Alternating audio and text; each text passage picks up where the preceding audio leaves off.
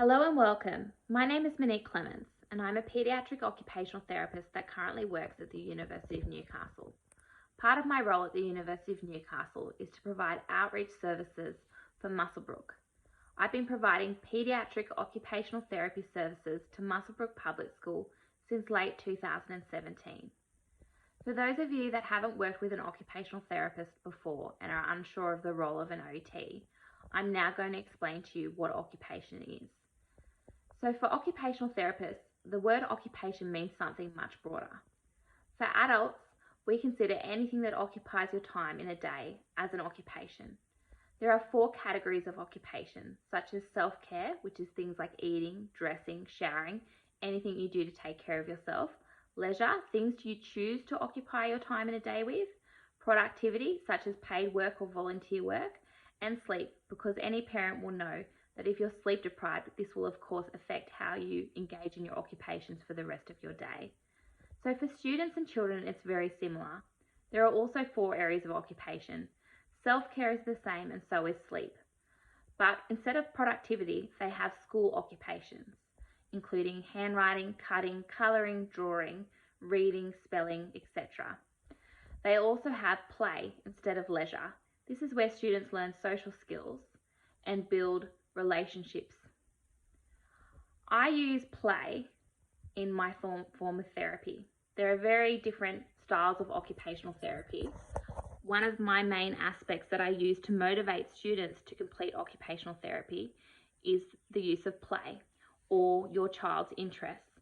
So for instance, if your child is struggling with handwriting, instead of having them come in and do an hour of handwriting with me, I might have them come in and do Lego or art and craft activities, because the same skills that we use for Lego, such as coordinating our hands together, bilateral coordination, or our hand strength, which you use when you're putting pieces of Lego together, or visual skills, such as looking at the copy that they need to make with the Lego and then coordinating their hands and their eyes together to achieve the same task, are also used for copying off the board, or for forming letters, or for holding their pencil correctly. This is one way that I motivate the students at Muswellbrook Public School to engage in occupational therapy. I am now going to show you this exact strategy with origami, which is something that you'll easily be able to do at home with your child. So I'm now going to use the Japanese art called origami, which is the art of paper folding, to demonstrate a playful way to build skills that we ultimately need for school occupations such as handwriting. The first skill I'm going to talk about is bilateral coordination, which is the ability to coordinate 2 sides of the body to achieve a task. So for instance, to fold paper. You always have one hand that is a supporter and one hand that is a doer. The reason why bilateral coordination is so important is because we use it during school time for things like stabilising our paper for writing, so our writing is neater and we have more control, for stabilising our paper while we're cutting. We also use it to establish a hand dominance. So whenever we're doing threading, weaving, or any kind of activity that involves 2 hands, you'll find that there's always a doer and one hand that's a supporter. You ultimately want the doing hand to be the hand that your child uses for their pencil grip. The reason for this is about 40% of the school day is spent cutting, colouring, drawing, writing, and of course the stronger that hand is, the doer hand is, the less likely your child is to fatigue and get tired during school tasks. Another skill set that we use for the art of origami is called visual perceptual skills. This involves processing visual information in order to achieve a task. So it's around things like positioning of the page, or where something is situated on the page. So if I look at this corner and my aim is to get this corner across to this side of the page and in line with the end, I need to use my visual perceptual skills to position the piece of paper accurately. Visual perceptual skills are really essential for reading, writing, spelling, and another way you can work in visual perceptual skills is using visual memory. So whilst you're doing this task, you might show your child just 2 steps and not tell them anything, but just get them to watch with their eyes and see if they can remember the steps that you've just done. You can also then build on this. If they find 2 steps easy, you could show them 3 steps. Of course, if they find that too hard, you can of course decrease back to 1 step and just focus on them remembering 1 step before building to 2 or 3. Visual memory is key for all learning at school, especially reading and spelling and writing. A third skill set that is involved in origami is called visual motor. Now, visual motor is different to visual perceptual skills because visual motor is about the ability to coordinate what you see to what you do. So if you think of hand-eye coordination, where you're throwing and catching a ball, visual motor is the more complex version of that. If I wrote the word cat on the paper, you would then be able to coordinate your hands to your eyes to achieve the task. The great thing of origami is that, again, you could have a piece of paper next to your child and you could be demonstrating to your child step by step what you require them to do, and they're going to have to coordinate their hands to their eyes. This skill set is so important for copying off the board. Lastly, the final skill set that I like to work on whilst using origami is fine motor skills.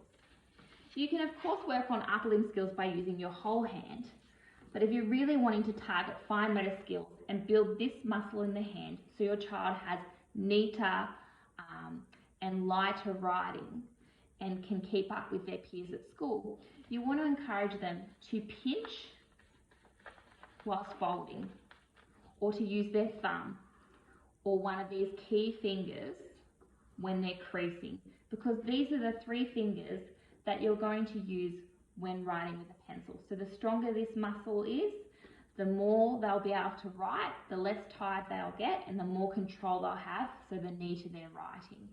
So remembering pinchy fingers, or like I like to call them munchy fingers, or using your thumb, your pointer, or your middle finger to make the crease.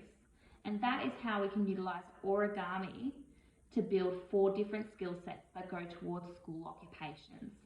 I'm now going to show you how to build this lovely origami frog that does jump.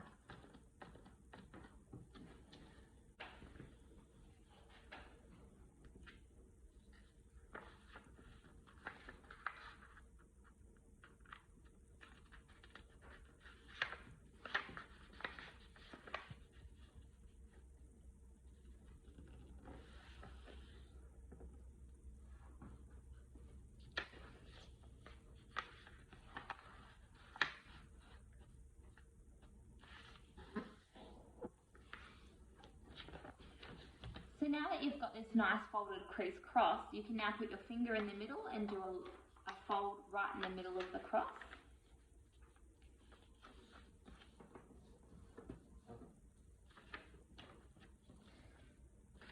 This step is possibly the hardest step of making an origami frog, so this might be the step that you may need to help your child with. So where you're going to bring this fold in and then this one back out. Now I am going to show you again. So it's this one in, this middle fold, in to the middle and then back out.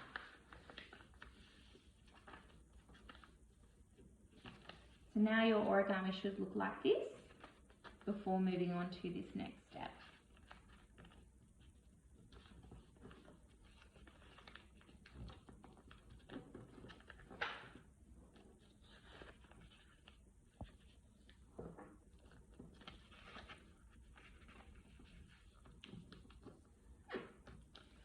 So you now have this nice diamond up the top where your frog's front legs are.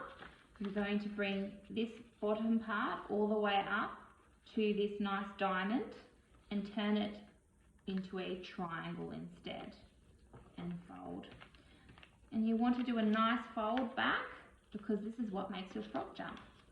So again, you can encourage for every single crease that you make. I certainly haven't done it for every single one because I'm just demonstrating the frog, but if you're really targeting fine motor, do encourage pinching and munchy fingers for every crease. And then you can bring your frog's legs out, and ta-da, you've made a jumping frog. You can make a couple and have frog races. And then of course the kids really love them putting decorations on their frogs, giving them warts, or maybe they're eating a fly.